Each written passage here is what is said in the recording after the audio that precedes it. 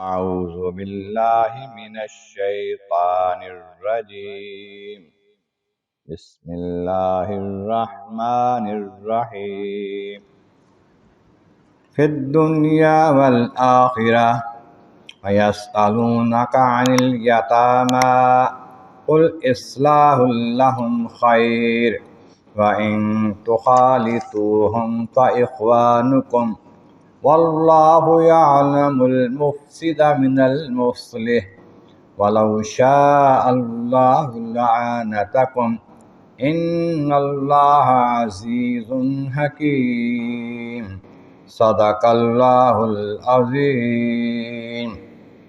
حمد و ثناء رب کریم اور درود و سلام بر سید خیر الانام کے بعد سورۃ البقرہ کی آیت نمبر 220 تلاوت کی گئی ہے، جو دوسرے پارے کے 11ویں رکوع میں ہے۔ اس سے پہلی آیت کریمہ میں فرمایا گیا کہ محبوب آپ سے لوگ جوئے اور شراب کے بارے میں پوچھتے ہیں، فرما دیجئے اس میں بہت گناہ ہے، بڑا گناہ ہے۔ اگرچہ اس میں لوگوں کے لیے کچھ نفع کی باتیں معلوم ہوتی ہیں، جیسے کہ وقتی طور پر سکون آ جاتا ہے، یا کاروبار کرتے ہیں جوئے شراب کا تو اس میں مالی نفع نظر آتا ہے، لیکن اس میں ہما اکبر من نفعہما، ان دونوں کا گناہ ہے، جو برائی ہے اس کی وہ ان کے نفع سے بہت زیادہ ہے۔ پھر آپ سے پوچھتے ہیں کہ کیا خرچ کریں، تو فرمایا جو کچھ بچتا ہے وہ خرچ کر دو۔ اس طرح اللہ تبارک و تعالیٰ واضح فرماتا ہے آیات تمہارے واسطے کہ تم غور و فکر کرو۔ اگر فرمایا کس میں؟ پھر دنیا والآخرہ، دنیا اور آخرت کے معاملے میں غور و فکر کرو۔ جب تمہارے پاس مال ہے، جو دنیا میں ضرورت ہے اس میں خرچ کر لو، باقی آخرت کے لیے خرچ کر لو تاکہ پھر آخرت میں تمہارے کام آئے۔ پھر فرمایا یسألونک عن الیتامیٰ، آپ سے یتیموں کے بارے میں پوچھتے ہیں۔ سوال یہ ہوا کہ جب اللہ تبارک و تعالیٰ جل شانہ فرمایا کہ یتیموں کا مال نہ کھاؤ زیادتی کرتے ہوئے، کہ تم اپنے آپ پیٹوں میں آگ بھرتے ہو، ایسا اگر کرتے ہو، یتیموں کے مال کے قریب نہ جاؤ۔ کچھ لوگ ایسے تھے جن کے عزیز و اقارب جو ہیں غریب یتیم ہو گئے، تو ان کے مال اپنے مال کے ساتھ ملا کے رکھتے، اس سے آپ بھی کھاتے ان کو بھی کھلاتے۔ تو جب یہ آیات آ گئیں، حکم آ گیا سختی کا، انہوں نے اپنے مال غریب یتیموں کے مال سے الگ کر دیے۔ اب یتیم کا مال جو ہے اس میں سے اگر پکاتے ہیں اس کے لیے، یتیم کے لیے بچ جاتا ہے، وہ ضائع ہو جاتا، خراب ہو جاتا، نقصان ہوتا ہے یتیم کا۔ پھر اس طرح تعلق قربت بھی کم ہو جاتی۔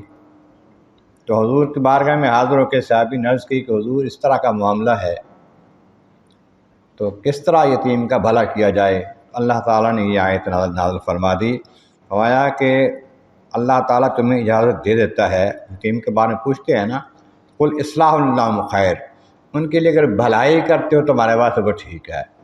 بھلائی کی نیت سے اگر تم ان کا مال اپنے مال کے ساتھ ملا لیتے ہو، پھر اس میں سے خرچ کرتے ہو، کبھی ان کا تمہارے کھانے میں اگر تمہارا ان کے کھانے میں چلا گیا، نیت میں خرابی نہ ہو کہ ان کا مال ہم ہڑپ کر جائیں، تو پھر ٹھیک ہے۔ وَإِن تُخَالِطُوهُمْ فَإِخْوَانُكُمْ، اگر تم ان کا مال ملا لیتے اپنے مال کے ساتھ تو یہ سمجھ کہ تمہارے بھائی ہیں، بھائیوں کا مال کبھی کھا لیا، کبھی ان کو کھلا دیا، نیت ٹھیک ہو تو پھر ٹھیک ہے۔ اور وَاللَّهُ يَعْلَمُ الْمُفْسِدَ، اللہ تعالیٰ جانتا ہے فسادی کو کہ کس کی نیت خراب ہے، جس کے دل میں گڑبڑ ہے، ارادے میں گڑبڑ ہے کہ وہ چاہتا ہے کوئی یتیم کا مال میں کھا جاؤں، اللہ اس کو بھی جانتا ہے۔ من المصلح، اور اصلاح کرنے والوں کو جو نیکی چاہتا ہے، بھلائی چاہتا ہے، اس کو بھی اللہ جانتا ہے۔ اس واسطے تم اگر یتیم کا مال بھلائی کے لیے، اس کی بھلائی کے لیے، تمہاری بھلائی بھی ہو اس کی بھی بھلائی ہو، ملا لے تو تمہیں اجازت ہے۔ وَلَوْ شَاءَ اللَّهُ لَأَعَانَتَكُمْ، اللہ تعالیٰ کو چاہتا لَأَعَانَتَكُمْ، تمہیں مشقت میں ڈالتا اس بات پہ، تم ان کا مال الگ رکھتے، الگ پکاتے، الگ ان کا سارا سسٹم بناتے، ہمارے واسطے مشقت بنتی، پھر ڈر ہوتا کبھی کوئی قطرہ بھی تمہارے پاس نہ آ جائے ان کے مال سے، تو تمہیں اللہ تعالیٰ پھر سختی سے اس کے بارے میں فرماتا کہ تم نے اپنے پیٹوں میں آگ بھری ہے تو اس کی سزا ملے تمہیں۔ فرمایا کہ اللہ تبارک و تعالیٰ جل شانہ جانتا ہے، اس نے تمہاری بھلائی کے لیے اور ان کی بھلائی کے لیے، یتیموں کی دونوں کی بھلائی کے لیے تمہیں اجازت دیتی ہے کہ نیت اچھی کے ساتھ ان کا مال ملا لو۔ کیوں؟ ان اللہ عزیز حکیم، بے شک اللہ تعالیٰ عزیز ہے، غالب ہے، زبردست ہے، وہ جو چاہتا ہے کرتا ہے، اور حکیم ہے، حکمتوں والا ہے، سارے کام اس کے حکمتوں والے ہیں۔ حکمت کے باعث تمہیں اجازت دے دی ہے کہ تم یتیموں کا مال ملا کے رکھ سکتے ہو۔ اللہ تبارک و تعالیٰ کے بارگاہ عالیہ میں عظم والا کریم، محبوب کریم کا صدقہ قرآن کریم کا فہم اور اعمال صالح نصیب فرما۔